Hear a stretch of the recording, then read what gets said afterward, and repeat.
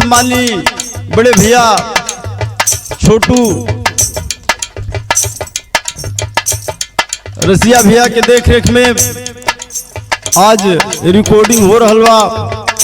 एक भजन हम गायक मालिक राम एवं साथियन के आवाज में आप लोगों के बीच में भेज रहल बानी। इनमें जौन टूटू हुई आप लोग क्षमा करब और आशीर्वाद देवे के काम करब। मास्टर गीत बजौलन अंदाज है कैसे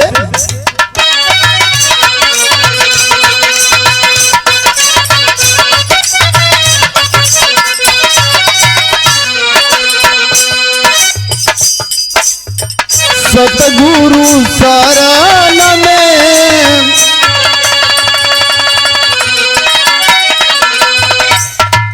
सतगुरु शरण में मनवा लगई बाजहिया।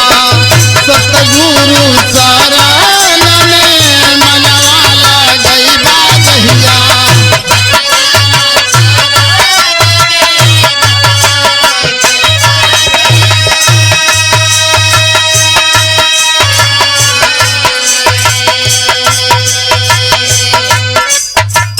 खुल जाई वही दिना मुक्ति के द्वार कहिया।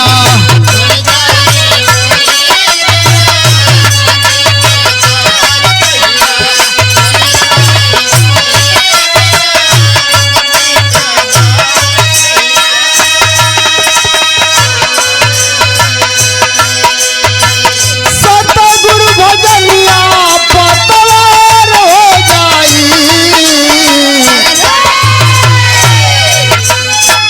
सतगुरु भजनिया पतवार हो जाई। बाबू वही जागे साधना में सबके नैया स्वामी जी से पार हो जाई। हो वही जागे साधना में सबके नैया।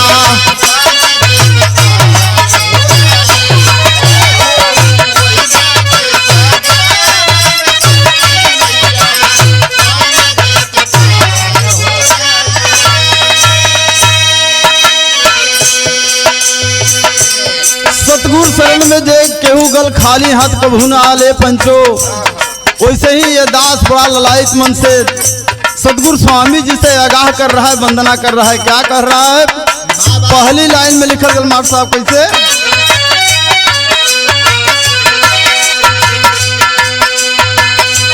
काम क्रोध मध लोभ लेहलत फसाई। माया मनवा मोहि लेला बनी के कसाई। माया मनवा मोहि लेला बनी के कसाई।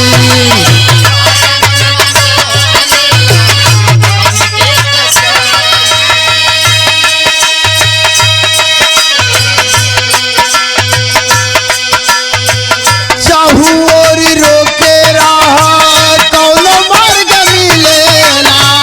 सदगुरु कृपा के साया भगती में खिलेला। सदगुरु कृपा के साया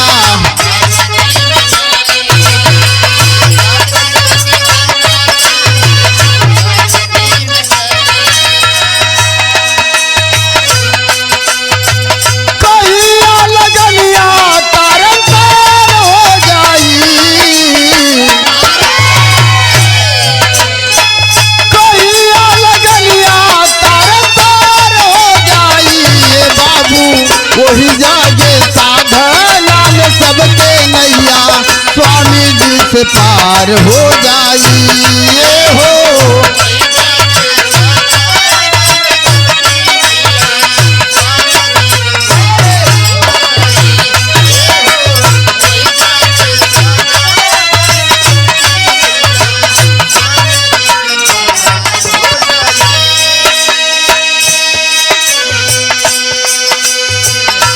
ई मानव काम क्रोध मद लोभ में विलीन हो जाता है अगर दास भक्ति नहीं कर पाता है, क्योंकि माया के जाल में बंधा हुआ है।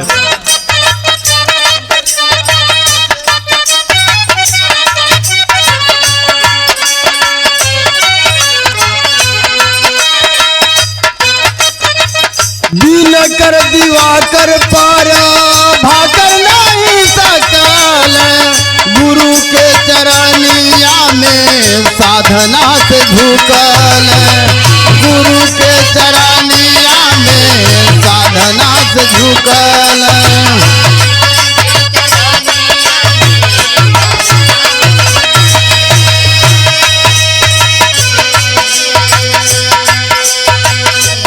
सिद्धि नवो निधि स्वामी के सराना में, गुरु के निहारे रहिया ममता जन्म में, गुरु के निहारे रहिया ममता जन्म में।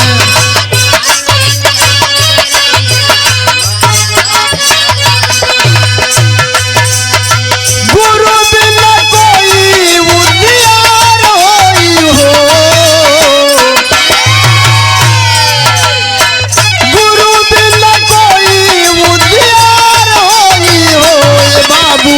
वही जागे साधना में सबके नैया स्वामी जी से पार होई हो।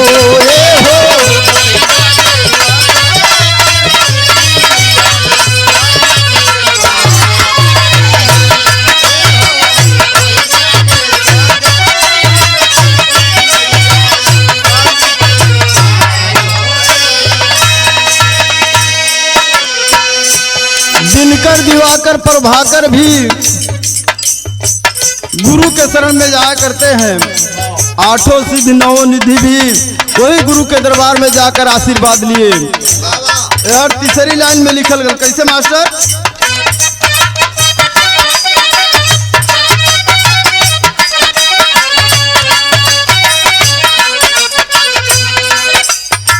साधना से मिले संग के डहरिया, पार करी है स्वामी सद गुरु पतवरिया, पार करी है स्वामी सद गुरु पतवरिया।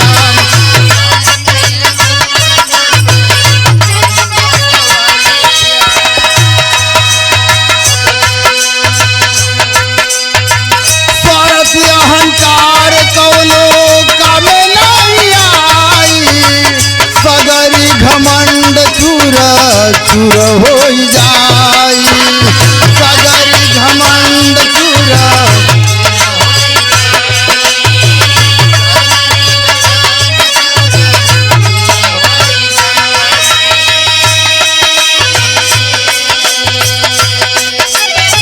लइया न भसे बेड़ा पार होई हो, लइया न भसे बेड़ा पार होई हो। ये पंचो वही जागे साधना में सबके नैया स्वामी जी से पार होई हो। ये हो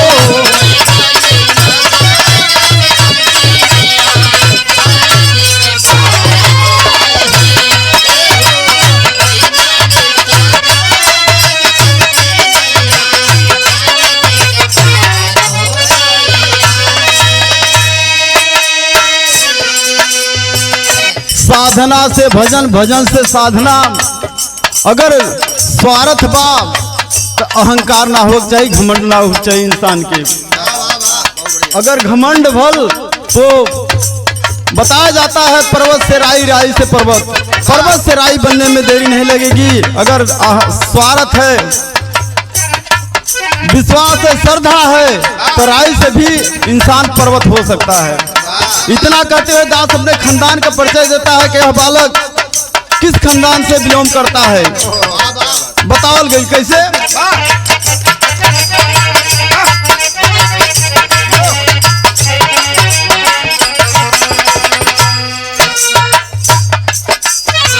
दुनिया में बाबू माई सबसे महान हो, बड़ी ऊंची शब्द कवि जी लिख रहे हैं। सबसे बड़ा संत अगर है कोई तो बाबू माई के आशीर्वाद से कोई दुनिया में और आशीर्वाद देने वाला नहीं है, जिसके चरण कमलों से हम फल फूल रहे हैं, बढ़ रहे हैं। कैसे? दुनिया में बाबू माई सबसे महान हो, करे गुणगान हो, जे करे चरण के स्वामी कैले गुणगान हो।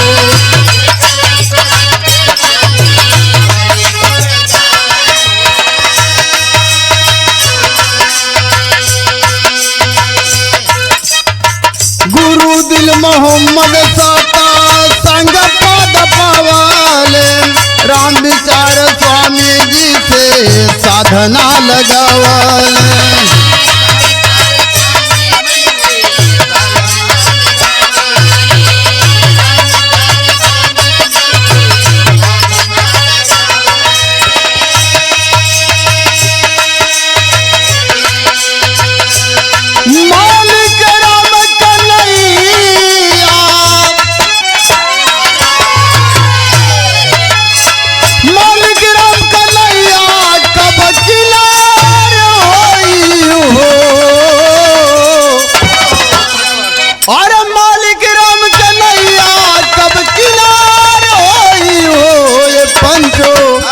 वही जागे साधना में सबके नैया, स्वामी जी से पार होई हो।